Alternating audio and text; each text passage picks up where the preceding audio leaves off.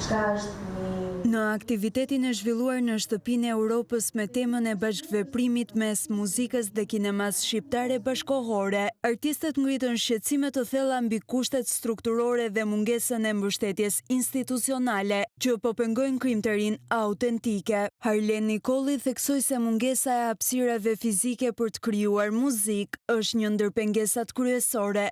Na mungojnë hapësirat fizike. Në rastin e muzikës është shumë e vështirë, sepse hapësirat që janë nga institucionet shërbejnë gjitha për institucionet. Ai shtoi se orkestrat nuk luajnë më kompozime të autorëve shqiptar, çka bën që kompozitorët të mos kompozojnë më.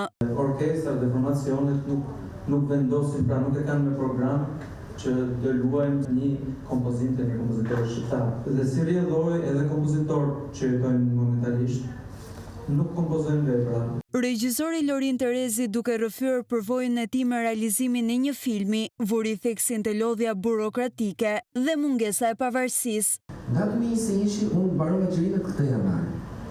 Unë isha në një burg të tipit që do gjëroj të vit nuk më lekët, sepse lekët e Shqipërisë kur nuk mjaftojnë. Dhe ti je kthehesh nga një artist, mendoj kthehesh në një person që nisi maile dhe pret dhe asgjë nuk është në dorën tënde. Ndërsa kompozitori Mardit Leshi ngriti shqetësimin për gjendjen e mjeteve teknike në vend.